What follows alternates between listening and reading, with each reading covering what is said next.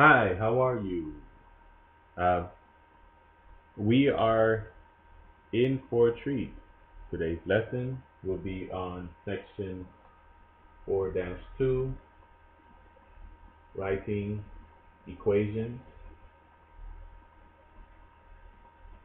in slope-intercept form.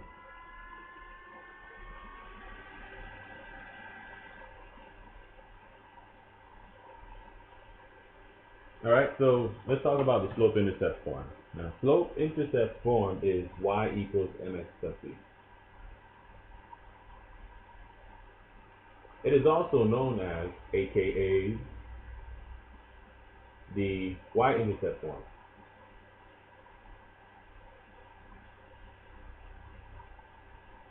So it's both slope-intercept form and y-intercept form. But this is the formula, y equals mx plus b. And I'll tell you what each of these letters mean. Now, the y in this case would just be on the coordinate plane, the y, and then we have the x. Now, these letters vary depending on the line. All right.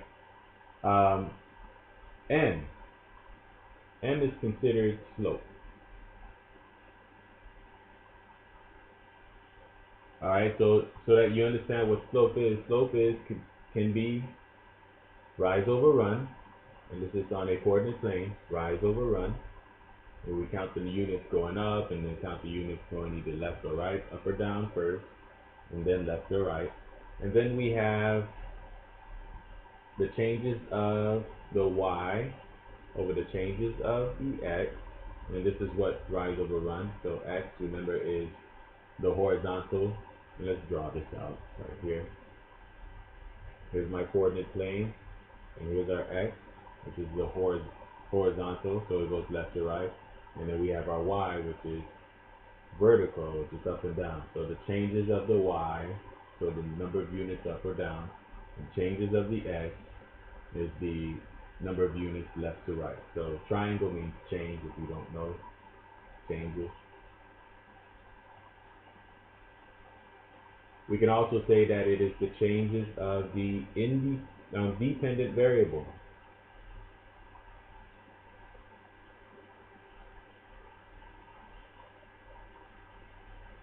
Over the change in the independent variable.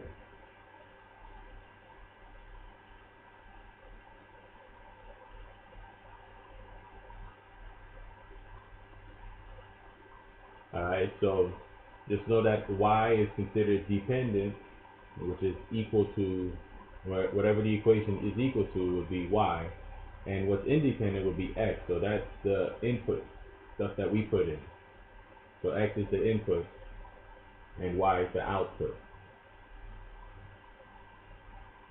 And the formula for that, which is the formula for slope in the first place, will be y2 minus y1, which is when we have two coordinate points, over x2 minus x1. Dependent, independent. The change, which is subtraction.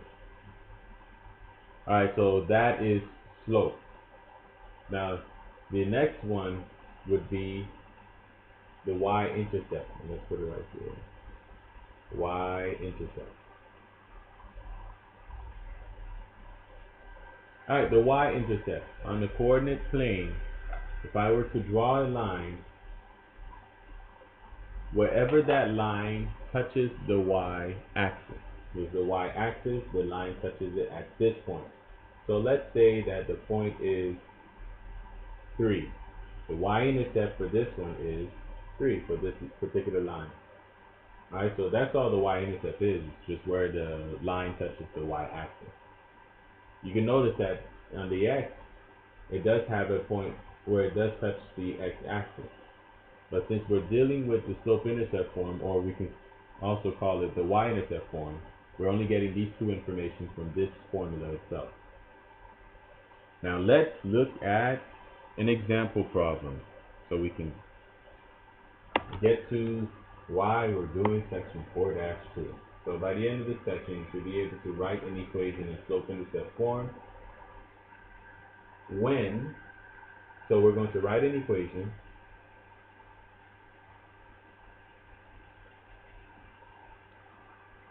in slope-intercept form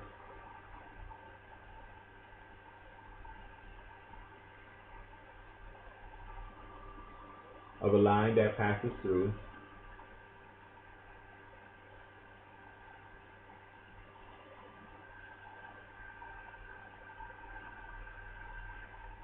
now this is the point where the line will pass through. It will be negative 2 and 5 and has a given slope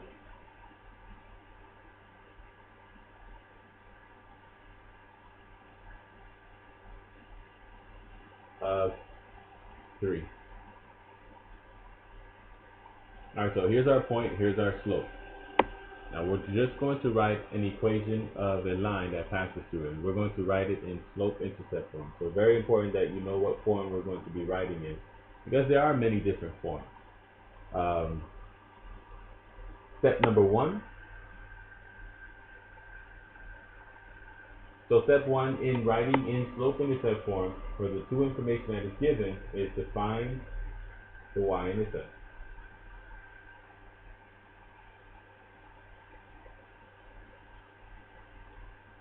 Now you notice in the equation itself, let's go ahead and write the equation again, which is y equals mx plus b.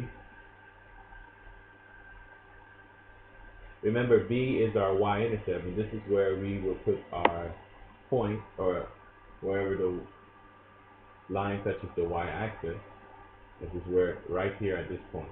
And then we are going to also put in slope. Slope is 3, which is already given to us, so we can put it in for m. Now let's go ahead and find the y-intercept. The way we're going to find the y-intercept is we're going to label each information that is given. So they gave us the point, and know that for the point, which is the coordinate, is x and then y. And they also gave us slope, and slope is the m in the equation. So let's go ahead and write that down. We have x, which is equal to negative 2. We have y, which is equal to 5, and we have m, which is equal to 3. What we're looking for is b. b is our y-intercept. So we have all this information except for b, and that's why we're going to go ahead and find the y-intercept. And to find the y-intercept, we're going to plug in all the information. So we're going to plug in x, y, and m. So let's plug it in. We have y, which is 5, equals m, which is 3, times x. So remember, there's no symbol in between, it's multiplication, times x. X is negative 2, plus b. b is what we don't have, and that's what we're looking for. We're going to simplify this equation. We've seen this before. An equation, it is a one variable equation. Let's go ahead and simplify, which is 3 times negative 2 is negative 6. And we'll bring down b. So this is the 6, negative 6, and we'll bring down 5. Now if it helps, you can draw a line to separate both sides of the equation. Now on this side of the equation, if you notice, we have two terms, but we need to get b by itself. That means we have to get rid of the negative 6. So in order for us to get rid of the negative 6, we have to do the opposite. So the opposite of negative 6 is positive 6. Now whatever we do to one side of the equation, we got to do it to the other side. Alright, so we're going to put plus 6 on this side of the equation as well. Alright, so negative 6 plus 6 cancels each other out. In other words, it becomes 0. And 0 doesn't exist, so we don't have to write it down. What comes down is the b. b is now by itself. Alright, on this side of the equation, we have 5 plus 6, which becomes 11. So this tells me that b is equal to 11. So our y-intercept is 11. And I'll put that down here. So that is step 1. We found the y-intercept. Now step 2.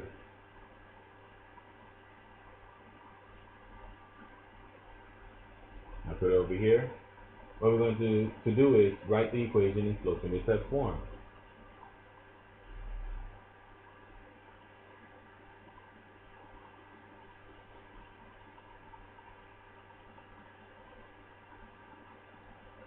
Intercept form. Alright, so there's only two only two information that I need from this particular equation in order for us to write it. We're going to go ahead and plug, well, first of all, let's go ahead and write the equation again, which is y equals mx plus b. Alright, know that we're going to go ahead and plug in m and b. We don't need to plug in x or y anymore. Remember, x and y vary. Alright, so depending on the line itself. But what we have is m and b, which is the slope and the y-intercept. So let's plug in the slope and the y-intercept. So y stays y equals m. Remember, m is 3. So we put in 3 times x. And then we have b, which is 11. So we plug in plus 11. And there you have the slope-intercept formula. Y equals 3x plus 11 from this point and this slope. Alright, so just to reiterate what we did, step number 1, we find the y-intercept, which is 4. We find the y-intercept, plugging it into this equation, all the information that is given. So x, y, and n, we plug it in. And when we did that, we end up with 5 equals 3 times negative 2 plus b.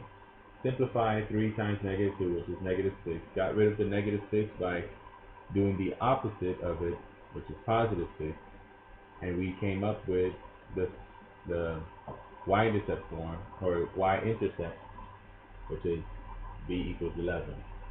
We are only using m, or for step 2, we're only using m and b to plug it into this formula. Once we did that, we are able to get the slope-intercept formula. So y equals 3x plus 11 is our answer, and we can call it a day.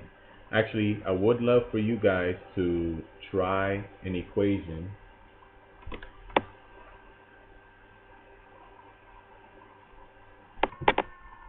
Alright, so you're going to write an equation of a line that passes through 4 and negative 7 and has the given slope, which is negative 1. So the slope is negative 1. Remember, we're going to use this form y equals mx plus b for our slope. So I would love for you guys to right now pause the video, go ahead and solve this equation, find what the equation is, and then once you do that, you can unpause the video to see if you got the right answer. Alright, so let's see if you got the right answer. We have y equals mx plus b. All we're going to go ahead and do is plug in the numbers. We have 4, which is x, y, which is negative 7. So let's put that down. 4y equals negative 7. And we have the slope, which is negative 1. Alright, so these are the three things we have. What we're looking for is b. And so let's go ahead and find the y-intercept. By plugging in the numbers, we have negative 7 equals negative 1 times x, which is 4, plus b. Alright, so negative 1 times 4, we can go ahead and put the line to separate it. And simplify negative 1 times 4, which is negative 4 plus b. On this side, we just have negative 7, bringing everything down. We have to do the opposite of negative 4, which is positive 4 to both sides of the equation. So this gets rid of the 4's here. We leave us with b. Negative 7 plus 4. Remember, this is a difference in sign, so we have to subtract. So pretty much saying 7 minus 4, which is 3. But look at the number that has the number that has the negative sign. Is it bigger or smaller? Now 7 is a bigger number since it has the negative sign, the negative 1. Alright, so now we have negative 3 is equal to b, which is our y-intercept. So this is what we're going to use in order for us to form our equation. Y equals mx plus b. Once again, we'll just leave y equals and plug in m, which is negative 1, times x, and we have b, which is negative 3. So let's say this, plus negative 3. Now because there's a difference of signs here, positive times a negative, in this case, the negative wins. So y is equal to negative 1x minus 3. And we can leave it like this. And you will see that if you check your answers, it would probably look like this: negative x minus 3. And the reason why is because many times in math we don't write the 1. We don't have to write the 1 since the variable is already there. Alright, good luck on your homework.